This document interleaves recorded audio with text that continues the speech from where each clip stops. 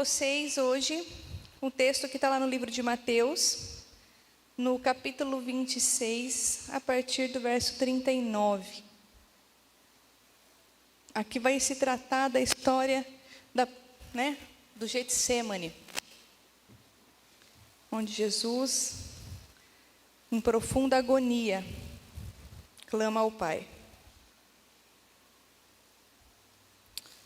A partir do verso 39 diz assim: Indo um pouco mais adiante, prostrou-se com o rosto em terra e orou: Meu Pai, se for possível, afasta de mim esse cálice. Contudo, não seja como eu quero, mas como tu queres.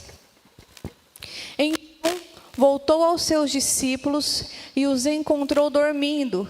Vocês não puderam vigiar comigo nem por uma hora? Perguntou ele a Pedro. Perguntou ele a Pedro. Vigiem e orem para que não caiam em tentação. O espírito está pronto, mas a carne é fraca. E retirou-se outra vez para orar. Meu Pai, se não for possível afastar de mim esse cálice sem que eu beba, faça-se a tua vontade. Quando voltou de novo, os encontrou dormindo, porque seus olhos estavam pesados. Então os deixou novamente e orou pela terceira vez, dizendo as mesmas palavras. Glória a Deus. Eu queria tratar hoje o tema desse texto, que retrata a humanidade de Jesus. E para complementar, eu vou ler lá em Filipenses, no capítulo 2, que diz assim: Seja a atitude de vocês a mesma de Cristo Jesus, que, embora sendo Deus, não considerou que o ser igual a Deus era algo a que devia apegar-se, mas esvaziou-se a si mesmo, vindo a ser servo, tornando-se semelhante aos homens, e sendo encontrado em forma humana, humilhou-se a si mesmo e foi obediente até a morte de cruz. Nós quero que fique bem claro que Jesus caminhou nessa terra, você já sabe disso, como homem. Jesus foi 100% homem. Ele não usou em momento algum nenhum dos seus atributos. Como nós lemos no texto, ele se esvaziou de si mesmo e assumiu uma forma de homem. Ele estava limitado a um corpo, igual eu e você. E a Bíblia fala que Jesus crescia em estatura e em conhecimento. Então ele passou também por todos os processos, todas as fases normais de qualquer pessoa, de aprendizado, de aprender a falar, né? Jesus não nasceu com a Bíblia da cabeça decorada. Não, ele passou por todos os processos. Ele crescia em estatura e conhecimento. Ele agia como homem. Embora sendo ungido pelo Espírito Santo, nós vemos em diversas passagens a humanidade de Jesus. A gente vê que Jesus se cansava. A gente vê que Jesus sentia sono, que Jesus sentia fome, que Jesus ficava furioso, né? Quando ele entra no templo e ele chuta a mesa e ele acaba com tudo. Jesus era humano, 100% homem. Que nós faríamos obras ainda maiores do que ele, fica mais claro ainda que ele era homem. Porque se ele usasse de qualquer atributo divino dele, seria impossível com que nós fizéssemos qualquer coisa que fosse, no mínimo, parecida com as que ele fez. Então, nós vemos aqui um Jesus 100% homem. E nessa humanidade dele, nós vemos aqui um conflito de vontade. Onde a vontade dele era diferente, nesse momento, da vontade do Deus Pai. Aqui Jesus pede 3 vezes, se for possível, passa de mim esse cálice. Se for possível, eu não quero morrer. Jesus, se for possível, dá para a gente mudar o roteiro? Deus, se for possível, será que tem como fazer de outra forma? E baseado nisso, eu queria falar com vocês, o tema da mensagem é vivendo a totalidade da entrega. E nós precisamos entender que muitas vezes a nossa vontade vai conflitar com a vontade de Deus para nós. Mas quando nós entregamos tudo ao Senhor, a vontade que prevalece é a dele. Embora seja diferente da minha, a vontade que vai prevalecer é a dele. E a gente vive hoje um evangelho que procura agradar os homens. Nós procuramos um evangelho que nos agrade, que satisfaça as nossas necessidades. Que parece até que Deus está lá sentado no trono dele, parado, esperando você pedir para ele poder te atender. E só satisfazer aquilo que você tem desejo. Mas não é assim. A nossa vontade vai constantemente, diariamente, em todo momento, conflitar com a vontade de Deus para nós. Mas a vontade que deve prevalecer é a dele, como nós vemos no texto. E a oração é um meio. Nós vemos Jesus orando ao Pai. Então nós podemos concordar que a oração é um meio, não somente pelo qual nós falamos com o Senhor. Não é só um meio em que eu vou pedir para Deus aquilo que eu preciso. Não é só um momento em que eu me ajoelho e desabafo com o Senhor também. Isso acontece. Mas é um momento em que Deus consegue de nós aquilo que Ele quer. Porque nós vemos aqui no Getsemane, era esse o cenário. Jesus intercedendo ao Pai, mas Senhor, que seja feita a sua vontade. E não foi feita a vontade de Jesus, embora Ele sendo o Filho amado, né, não foi feita a vontade dele, foi feita a vontade do Pai. É ela que deve prevalecer. E a gente vê aqui Jesus, gente, eu não sei se vocês já... Sempre que eu me deparo com a história da cruz, né, com o sacrifício de Jesus, gente, é algo muito impactante. Eu leio esses textos, eu sempre choro. Eu sei que não é difícil eu chorar, mas a mensagem da cruz é algo muito forte. E aqui a gente vê Jesus estava agoniado. Ele estava angustiadíssimo pelo que estava por vir, pelo que haveria de acontecer. Ele já sabia que ele ia morrer, como que ele iria morrer. E pensem comigo, ele era humano como eu, como vocês. Já pensou se nós soubéssemos que amanhã nós seríamos crucificados? Pensa bem como que a gente ia estar. Então a gente vê Jesus aqui angustiado pelo que estaria por vir. E a morte de cruz, gente, era um negócio muito vergonhoso. Era uma morte com muita tortura. Não era algo rápido, era muito lento. Ia acontecendo aos poucos, você ia morrendo aos poucos. E aqui, o que pesava sobre Jesus, essa agonia toda que ele sentiu, acredito que não seja nem pelo fato do seu corpo, que o seu corpo iria sofrer. Não era nem um aspecto físico, mas era o que ele estava prestes a carregar. Jesus, vocês conseguem entender que ele estava prestes a carregar os pecados de toda a humanidade, de todos os tempos. Ele não carregou só de quem tinha nascido antes dele, ou de quem viria após ele. Não, ele estava aqui agoniado com o que iria acontecer, a sua alma angustiada com o peso do pecado que ele iria carregar. De todos os homens, de todos os tempos. E nós vemos Jesus, totalmente homem, indo a um nível mais profundo de entrega e de obediência. Jesus Cristo é o nosso maior exemplo.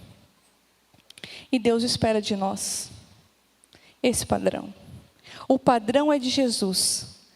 Lá no, como eu já li aqui, seja a atitude de vocês a mesma de Cristo Jesus. Outro aspecto que eu queria falar para vocês, como nós podemos viver a totalidade da entrega. O primeiro, a sua vontade vai sempre conflitar com a de Deus. Isso aí é fato. A segunda, que a vontade de Deus deve vir antes mesmo dos nossos planos. Para isso eu queria ler Tiago capítulo 4, a partir do verso 13. Ouçam agora, vocês que dizem: hoje ou amanhã iremos para esta ou aquela cidade, passaremos um ano ali, faremos negócios e ganharemos dinheiro. Vocês nem sabem o que lhes acontecerá amanhã. Qual é a sua vida? Vocês são como neblina, que aparece por um pouco de tempo e depois se dissipa. Ao invés disso, deveriam dizer: se o Senhor quiser, viveremos, faremos isso ou aquilo. Agora, porém, vocês se vangloriam das suas pretensões. E toda vanglória como esta é maligna.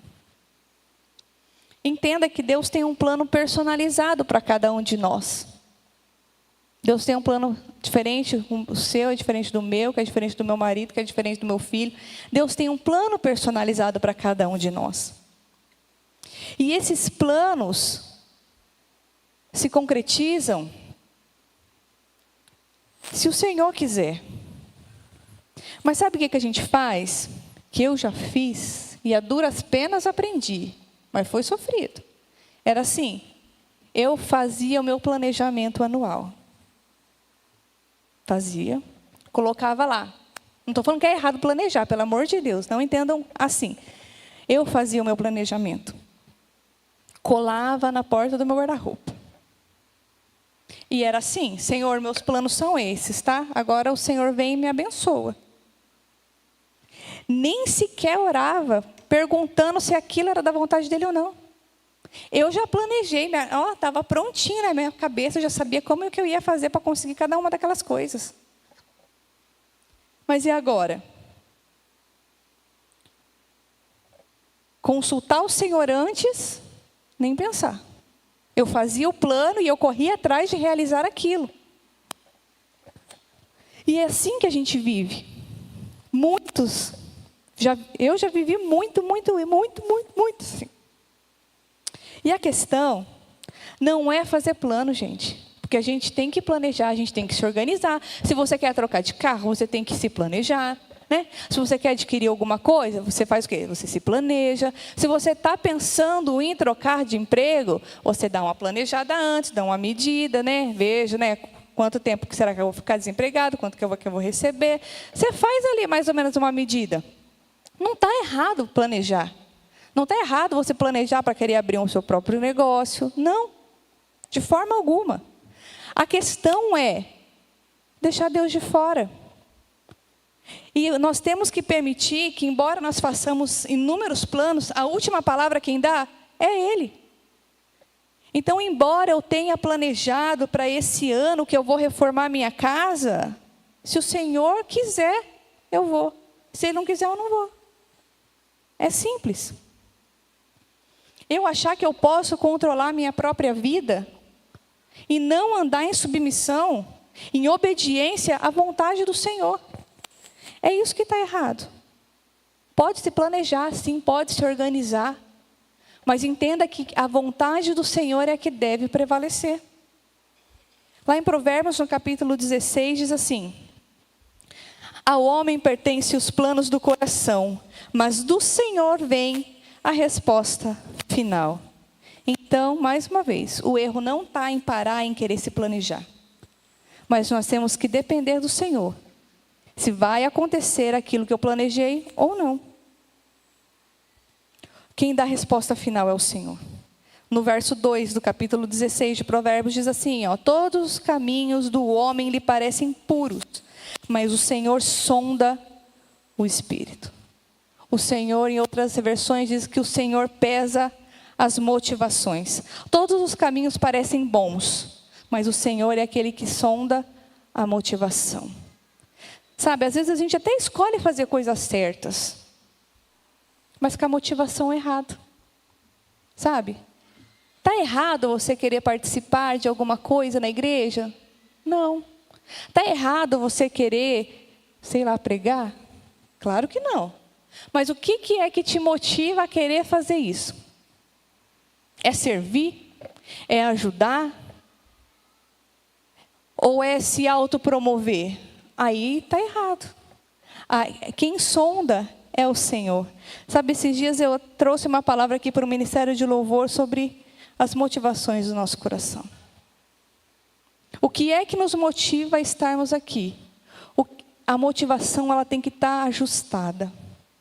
A motivação não é sobre o que eu sei fazer. A minha motivação em estar aqui participando desse ministério não é porque é legal e eles cantam bonito e tocam e é uma bênção, não. Não pode ser essa a motivação do nosso coração. Então, essa motivação ela tem que ser constantemente sondada. E quem sonda é o Senhor. Ela tem que estar constantemente ajustada, porque senão a gente cai no erro de achar que a gente é bom para fazer qualquer coisa. Ou então, de fazer algo para o nosso próprio bem. E em alguns momentos, ou eu digo em quase todos os momentos, nós não temos a capacidade de discernir se aquilo é bom ou não. Aparentemente, pode ser bom, porque tudo parece puro. Mas o Senhor é aquele que conhece, o amanhã. O Senhor é aquele que sabe do seu futuro. É Ele que vai saber se aquilo vai ser bom ou não vai ser bom para você. Aparentemente pode ser algo maravilhoso. Aparentemente pode ser a oportunidade da sua vida. Aparentemente pode ser o emprego que você estava almejando com o melhor salário. Mas o Senhor é que Ele conhece o além. O Senhor é que Ele conhece o amanhã. Sabe? Se esse casamento era para ter sido, se era para ter acontecido, às vezes não aconteceu e você se frustrou e deu tudo aí. E você está triste, mas o Senhor é que Ele conhece do amanhã.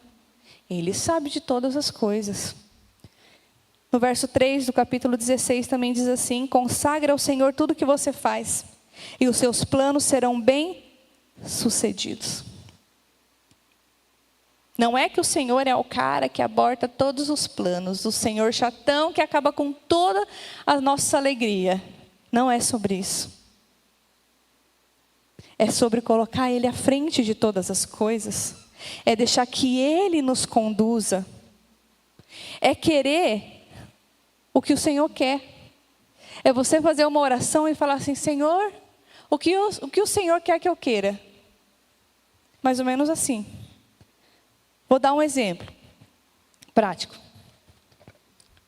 Suponhamos que a Eloá queira comprar uma roupa nova. O desejo dela é de ter uma roupa. Quem é que sabe qual é a melhor roupa para ela agora? Sou eu. Eu que conheço, eu que sei a previsão do tempo. Eu sei que mês que vem começa a fazer frio. É eu que sei. Que ela precisa agora não é de um vestidinho de alcinha. Que ela precisa agora de uma jaqueta. Porque as roupas de frio já estão tudo pequenas. As calças já estão tudo com a touca. É eu que sei o que ela precisa. Eu conheço o que vai acontecer mês que vem. Você acha que ela está ligando para a previsão do tempo? Você acha que ela sabe que em maio começa a fazer frio? Claro que não. Quem sabe disso sou eu. Eu sei o que é melhor para ela agora. Agora, se ela quer comprar uma roupa, vai comprar. Mas vai comprar uma blusa de frio. Não vai comprar roupa de calor, não. Para agora, roupa de calor, não. Entendeu? Então, assim, é sobre a vontade soberana. É fazer o que Ele quer que eu faça. É querer o que Ele quer que eu queira. E em terceiro lugar, para nós podermos viver a totalidade da entrega, nós precisamos entender que o reino de Deus vem em primeiro lugar.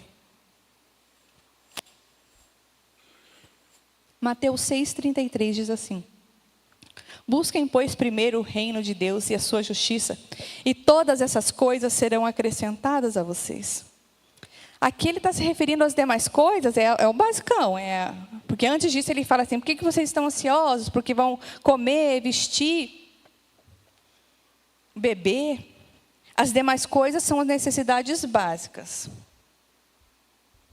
Então, não se preocupe. Foque em deixar que o Senhor seja o rei da sua vida. Foque em deixar que Ele governe a sua vida. Porque muitos de nós queremos viver o reino de Deus, e aqui eu falo de reino no sentido de que Ele é o rei e governa sobre nós. Mas a gente não quer viver o princípio do reino.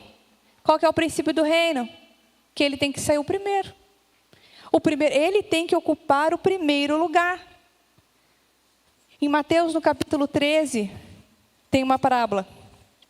O reino dos céus é como um tesouro escondido num campo. Certo homem, tendo-o encontrado, escondeu-o de novo. E então, cheio de alegria, foi, vendeu tudo o que tinha e comprou aquele campo. Aqui o campo significa o reino. Logo, podemos concluir que o reino custa tudo. É um tesouro que vale mais do que tudo que nós temos. Deixar que o Senhor governe sobre nós, que Ele reine sobre nós, vai nos custar tudo. Ao ponto que eu desisto de qualquer coisa para viver aquilo. Para ter o reinado. Eu deixo tudo minhas vontades, eu aborto todos os planos que um dia eu já fiz para viver o reino do Senhor. Fala da prioridade. Da prioridade que o reino de Deus deve ocupar no nosso coração. É o reconhecimento prático de que quem manda é Ele e eu obedeço. Ele é o meu rei. Ele é o meu Senhor. Em Romanos, no capítulo 10, Paulo diz: se você confessar com a sua boca que Jesus é Senhor, e crer em seu coração que Deus o ressuscitou dentre os mortos, será salvo. Então, se eu não confesso que Jesus é meu Senhor, e Senhor aqui quer dizer que a nomenclatura que se dava os escravos ao seu dono. Esse aqui é o significado do Senhor. Se você confessar com a sua boca que Jesus é Senhor. Se você confessar que Jesus é o seu dono, você será salvo. Ou seja, nós temos que confessar Jesus como meu Senhor. Não é o Jesus, a gente às vezes inverte, não é o Jesus Salvador. Eu não tenho que confessar que Jesus é Salvador. Eu tenho que confessar que Ele é o meu Senhor, para que eu seja salvo. Não é uma simples palavra em que eu me refiro, porque Senhor hoje a gente usa como respeito, né? Quando a gente vai se referir a alguém mais velho, alguma autoridade, a gente usa a palavra Senhor. Mas não é esse Senhor. É o Senhor, seu dono. É o Senhor que manda em você. É o Senhor que você faz somente aquilo que Ele quer. Ou seja, que o que traz salvação para nós não é só acreditar que Jesus morreu na cruz, que Ele ressuscitou, acreditar na obra da cruz. Não, vai além. Você tem que confessar Ele ser o Senhor. Ou seja, a partir do momento em que você confessa Jesus seu Senhor, que você levanta sua mão, você aceitou Jesus, a partir daquele momento, Ele passa a ser o seu dono. O controle da sua vida já não é mais seu, é dele.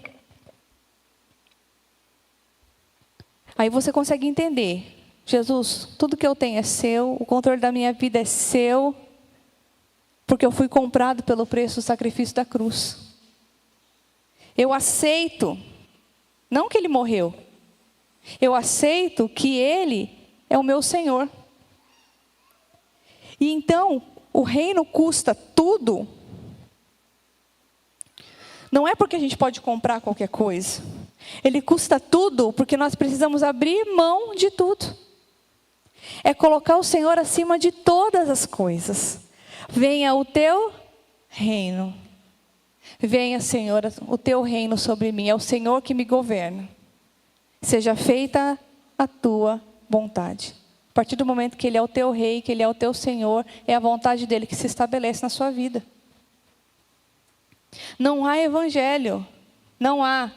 Eu não sei o que esse povo pensa e que evangelho que esse povo crê e que Bíblia que eles leem. Quando eles acham que para seguir a Jesus, é só você levantar a sua mão, aceitei a Jesus. Claro, você tem que fazer esse reconhecimento, mas só isso não basta. Só você vir na frente e aceitar Jesus e depois sair daqui e continuar a sua vida do mesmo jeito? O que valeu? Nada. Sinto muito em te dizer. Se Ele não é o Senhor, se não é Ele quem governa a sua vida, se não é Ele quem dirige tudo que você faz, não tem salvação. Não tem evangelho. Em Lucas, no capítulo 14, e é engraçado que sempre que Jesus se depara com multidões, com muitas multidões, sabe? Ele fala assim, para aqui um pouco. Deixa eu explicar para esse povo como que é realmente me seguir. Porque parece que eles não entenderam. Porque tem muita gente. E seguir a Jesus, meu irmão, não é para qualquer um. Aí ele para e ele dá deixa eu dar uma selecionada aqui. E explicar para vocês o que é me seguir. E a gente vê aqui, em Lucas, no capítulo 14, a partir do verso 25, Jesus diz assim: uma grande multidão ia acompanhando Jesus, e este, voltando-se para ela, disse: se alguém vem a mim e ama o seu pai, sua mãe, sua mulher, seus filhos, seus irmãos, suas irmãs, e até a sua própria vida mais do que a mim, não pode ser meu discípulo. Ou seja, se não for ele na frente de qualquer coisa, de tudo e de todos, não serve para ser discípulo. E quanto que custa para ser um discípulo? Qual de vocês, se quiser construir uma torre, primeiro não se assenta e calcula o preço para ver se tem dinheiro suficiente para completá-la? Pois, se lançar o alicerce e não for capaz de terminá-la, todos os que virem vão rir de você. E dizendo, este homem começou a construir e não foi nem capaz de terminar. Ou, qual é o rei que, pretendendo sair à guerra contra outro rei, primeiro não se assenta, pensa se com 10.000 homens é capaz de enfrentar aquele que vem contra 20.000. Se não for capaz, enviará uma delegação, enquanto o outro ainda está longe, e pedirá um acordo de paz.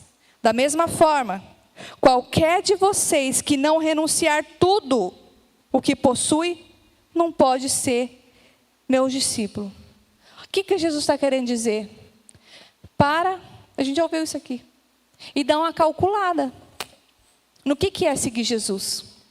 A salvação não é sobre levantar sua mão e vir aqui. Você não continuou, você não leu as letrinhas pequenininhas do contrato. Não é sobre isso. Somente sobre isso. Você vai parar, dar uma analisada no que é ser discípulo, no que é Jesus ser o teu Senhor, Ele governar, e aí você vai parar e vai calcular se isso aqui dá para mim ou não dá. Se você achar que não dá, não, para viver desse jeito para mim não dá. Esse nível de submissão e de senhorio para mim não serve. Então nem começa. Nem começa. É Ele quem precisa ter o governo total da nossa vida. Senta e dá uma calculada no que é seguir Jesus. O que é ser discípulo? É abrir mão de tudo. É colocar Jesus à frente de tudo. Se isso aí te servir, vamos caminhar junto. Se para você não der, nem perca seu tempo. Sinto muito. A hora que eu falei, Jesus, eu não quero falar isso, mas, gente, se você sentar e ver que não dá, nem continua. Sabe? Porque não tem salvação. Não tem evangelho sem que o Senhor, sem que Ele seja o seu Senhor. A gente vai ficar se enganando até quando? A gente vai ficar enchendo a igreja até quando? Achando que vim para o culto de domingo eu estou salvo. E a hora que Jesus voltar eu vou subir. Quem te falou essa mentira? Onde é que você ouviu isso?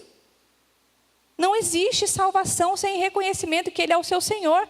E a partir daí você reconhece, e a partir daí quem manda é Ele. Já não é mais você. Só tem salvação a partir disso. Não, seguir a Cristo não vai ser fácil. Ninguém falou que ia ser fácil. Não é. É renúncia, é abrir mão de você mesmo, das suas próprias vontades, por amor a Cristo. É isso que é seguir Jesus. É isso que é viver a totalidade da entrega. Mas se vai te animar ou não, viver essa totalidade da entrega não é algo assim, ó, pisquei e aconteceu. Não, pisquei e agora tá. Não. Isso não é uma coisa automática, não é um botão de liga e desliga. A hora que você aceitou Jesus, ligou o botão da entrega e desligou. Não. É algo que a gente aprende. Algumas virtudes da vida cristã, a gente aprende.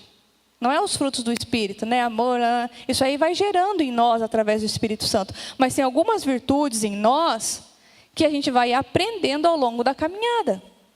O que a gente não pode é ficar parado. A gente tem que estar sempre evoluindo, melhorando nossos níveis de entrega.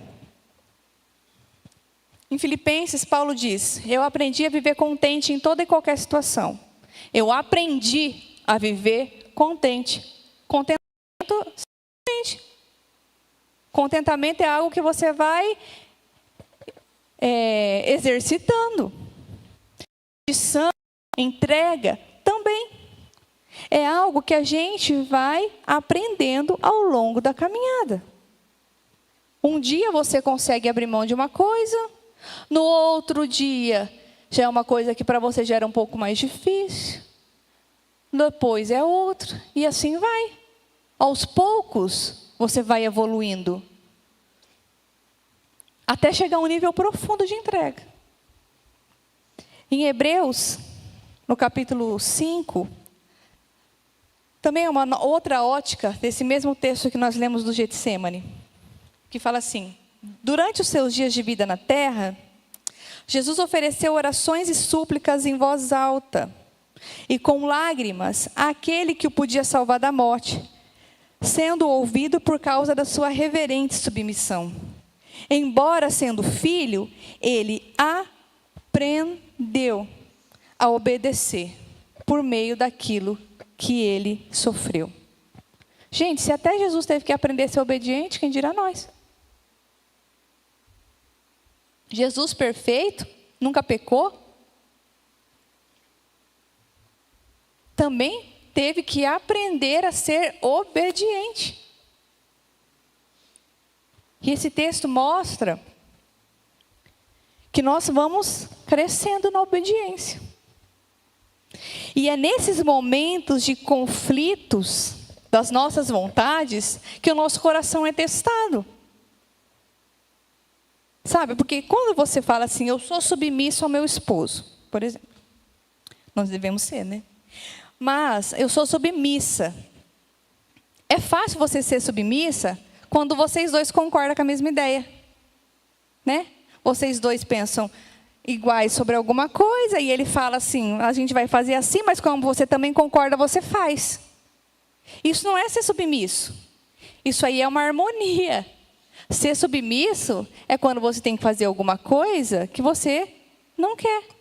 É você obedecer, mesmo quando aquilo vai contra a sua própria vontade. Então, se você se submeter a alguma coisa, a alguém, a sua liderança, ao seu marido, ao seu chefe, quando você também concorda com ele, isso não é submissão. Submissão é abrir mão da sua própria vontade e atender a vontade de Deus. E uma vez, continuando nesse mesmo texto, e uma vez aperfeiçoado, tornou-se a fonte de eterna salvação para todos os que lhes obedecem.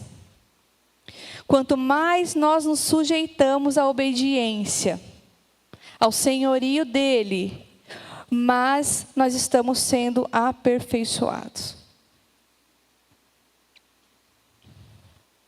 E nós precisamos sempre praticar. Quanto mais você faz aquela mesma coisa, mais você vai ficando melhor, mais você vai se aperfeiçoando. Quanto mais você treina, mais você vai conseguindo levantar peso. Quanto mais você corre, mais rápido você vai conseguir correr.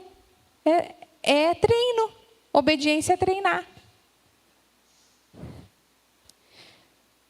E eu queria finalizar.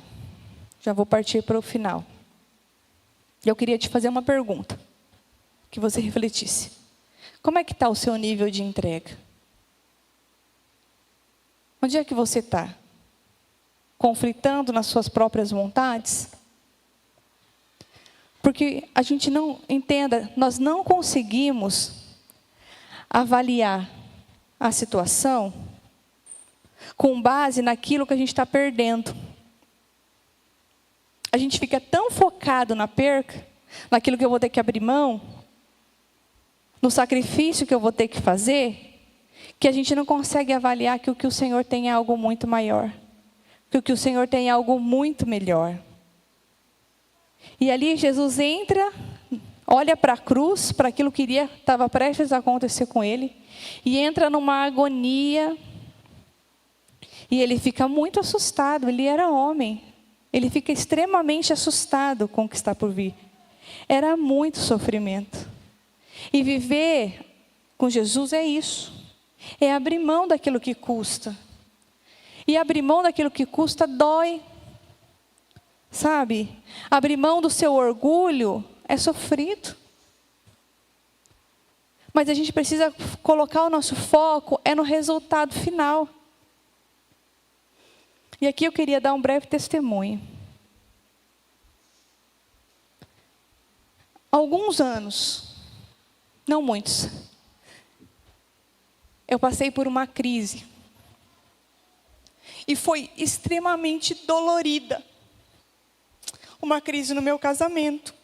Mas foi muito doído. Foi muito sofrido. Eu sofri demais. E eu me lembro que um dia eu cheguei, era uma terça-feira. Eu cheguei na casa da Carol extremamente angustiada. Naquele tempo não tinha igreja, ela só era minha irmã. Não era minha pastora, era só minha irmã. E eu cheguei na casa dela extremamente angustiada e agoniada com aquela situação. E a hora que eu cheguei lá, eu conversei com ela e contei tudo que eu estava passando. E aí ela pegou, olhou para mim e falou assim, não era aquilo que eu queria ouvir. Eu falei assim, olha, Carol, para mim já deu, sabe? Eu não quero mais continuar casada. Eu sempre falei de algumas coisas as quais eu não iria aguentar, e essa era uma delas. E para mim não dá. Para mim já acabou e eu vou me divorciar. E aí ela falou assim para mim, mas você sabe que não é isso que Deus quer para você, né? Pode até parecer legítimo, ela falou para mim. Pode até ser legítimo você se separar agora. Mas você sabe que não é isso que Deus tem para vocês, né? E aí eu falei assim, mas eu não quero. Ela falou, não, Camila, decida obedecer.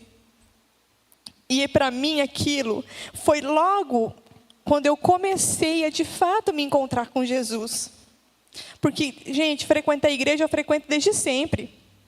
Mas que eu conheço a Jesus não faz muito tempo. E aquele episódio se deu logo em que eu comecei a me aprofundar mais no Senhor. E aí, eu não estava muito pesando o que ia acontecer, sabe? Se meu ministério ia estar acabado, eu não queria. Eu só queria acabar com aquele sofrimento naquele momento. E ela falou, não, Camila. E eu estava com muita raiva do Fabiano. Mas com muita raiva mesmo, sabe? Eu queria ver qualquer uma na vez, menos ele. E aí ela falou assim, você vai voltar para sua casa e você vai tratar ele da melhor forma possível. Aí eu falei, você está pedindo demais. Agora também para mim, não me separar, tá bom, mas agora tem que tratar bem aí, para mim já é demais, não dá. Ela falou, não, faz isso que eu estou te falando. Você vai chegar na sua casa e você vai tratá-lo muito bem. A melhor esposa, você vai ser a melhor esposa, você vai tratá-lo como você nunca tratou ele antes. E ela falou uma frase para mim. Ela falou assim, Camila, você ama o Senhor? Amo. Minha resposta, claro, eu amo o Senhor. Aí ela falou assim, então sabe o que você vai fazer isso? Você vai tratar ele bem? Você vai agir com ele assim? Não é porque ele merece, mas é porque você ama o Senhor. E por isso você vai obedecer. E eu vou falar para vocês.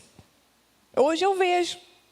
Hoje eu consigo compreender. Porque naquele momento, para mim, a única coisa que eu queria era acabar com o meu sofrimento. E para mim, era me separando. Mas hoje eu vejo. Sabe? Hoje eu entendo o preço da obediência. Porque para mim, foi muito doloroso. Eu ter que passar por cima do meu próprio orgulho. Aquilo que eu falei que eu jamais iria aceitar. Eu tendo que passar por cima, ainda tratar o abençoado bem, por amor ao Senhor, por obediência. Não era aquilo que eu queria fazer, mas eu sabia da vontade do Senhor para minha família. E naquele momento eu optei por obedecer, por mais difícil que fosse. E hoje eu vejo, hoje eu entendo. Se eu não tivesse obedecido ao Senhor, me submetido à vontade dEle para mim naquele momento, eu não estaria nem aqui. Eu não teria nem família. Eu não teria nem ministério. Então entenda que você se submeter à vontade do Senhor, passar por cima às vezes do seu orgulho, vai valer a pena. Na hora você não calcula, mas a gente precisa focar no resultado final.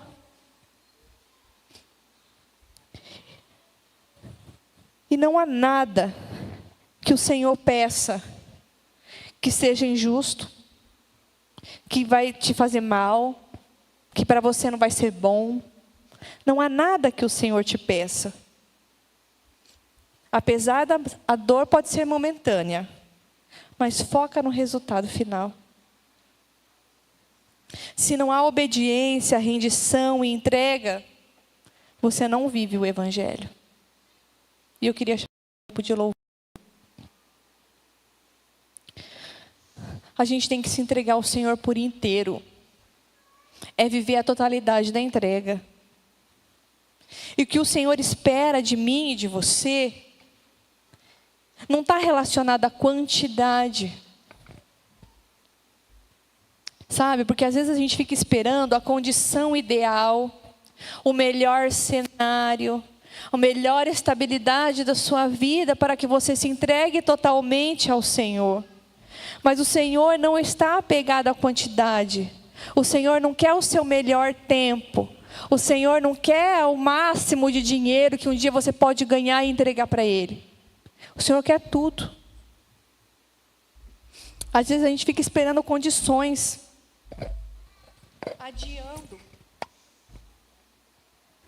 adiando as coisas, sabe?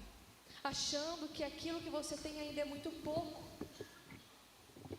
Mas o Senhor, Ele não precisa de muito. Ele só precisa de tudo. Ele não quer uma parte do seu tempo. O que a gente tem hoje de mais precioso? É o nosso tempo. O que mais vale hoje? É o seu tempo. E o Senhor não espera uma parte do seu tempo. O Senhor não quer você 2 horas por dia ajoelhado orando. Se você conseguir, amém, o faça. Mas não é isso que o Senhor espera. O Senhor espera de nós tudo. O Senhor quer todo o meu tempo. O Senhor quer minhas 24 horas. E isso não quer dizer que eu tenho que ficar 24 horas orando. Mas tudo que eu tenho é dEle. Todos os meus recursos são dEle. E qualquer coisa que Ele me pedir em qualquer momento, eu estou disposta a abrir mão. E eu vou te falar, depois que eu tive essa experiência, que para mim foi a mais difícil, em que eu optei por obedecer, meu irmão, para mim ficou fácil. Sabe? De uns tempos para cá o Senhor me pede, não, depois dessa, né? Eu consigo. Ficou mais fácil porque a gente vai sendo aperfeiçoado, a gente vai sendo ajustado. E Jesus, Ele pode fazer milagres. Nós já falamos aqui. Mas Ele faz milagres para quem entrega tudo. Quando nós vemos em Mateus 6, um menino com 5 pães e 2 peixes. E uma multidão para ser alimentada. E nós vemos Jesus fazendo um milagre com aquilo. Com tudo. O que ele tinha? Ele tinha tudo. O que era tudo dele? 5 pães e 2 peixes. E Jesus faz um grande milagre. E faz aquela multiplicação. E sobra. E há abundância. Para alguém que entregou tudo. E o grande ponto. Não é porque ele entregou tudo que ele tinha. Não é sobre o que ele entregou. É sobre o que não ficou. Não é sobre o que ele deu, é sobre o que ele não reteve. Ele não reteve nada. Tudo o que ele tinha, ele entregou. E o grande ponto da entrega não é quantidade, é tudo. Não é você dar ao Senhor muito dinheiro. É sobre o que você não guardou para você. O tudo tem poder. O muito não. Não é muito. O Senhor espera de nós tudo. É a totalidade da entrega. É tudo que eu tenho. É tudo que eu sou. Ele é o meu Senhor. É Ele quem governa sobre mim. Eu queria te convidar a se colocar de pé. E mais uma vez eu vou te perguntar. Como que está o seu nível de entrega? Você se entregou só mais ou menos? Porque entregar as coisas para o Senhor quando está tudo afundando é fácil, não é fácil? Você pedir misericórdia, ajuda e falar: Senhor, eu entrego o meu casamento falido nas suas mãos. Depois que ele já acabou. Senhor, eu entrego a minha empresa. Eu já fiz isso, mas eu já fali também. Senhor, eu entrego a minha empresa falida nas suas mãos. Está aqui tudo que eu tenho. Depois que já acabou. Porque cargas d'água eu não entreguei antes. Se eu tivesse entregue antes, não teria nem falido. Porque é Ele quem dá a direção. E os planos dele não são de mal. Então, eu queria te convidar agora a louvar ao Senhor. E que você faça essa oração. Avalie o seu nível de entrega. E não espere mais para fazer a sua entrega. Não espere você ter muito. O Senhor deseja tudo. Não importa como seja o seu tudo hoje. Às vezes o seu tudo é uma vida toda desestruturada. Às vezes o teu tudo hoje são os seus filhos que nem vêm mais para a igreja. Às vezes o teu tudo pode parecer nada. Mas o Senhor deseja que você se entregue por inteiro. Nós precisamos começar a viver o Evangelho de verdade. E eu creio numa geração que o Senhor levanta e prega a verdade. A gente não está em tempo de ficar se enganando, sabe? Vivendo dentro da igreja achando que está tudo certo. Ou que isso é suficiente para que eu seja salvo. Que o Senhor seja o seu rei. Que Ele seja o seu Senhor. Decida hoje entregar tudo que você tem nas mãos do Senhor. Vamos louvar a Ele.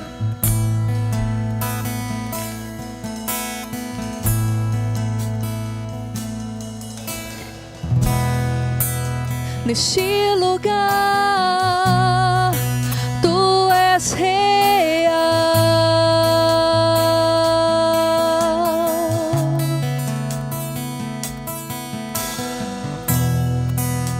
Vou me entregar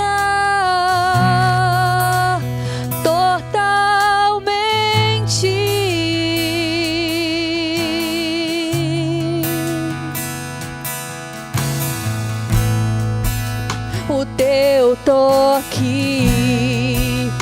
abre os olhos do meu coração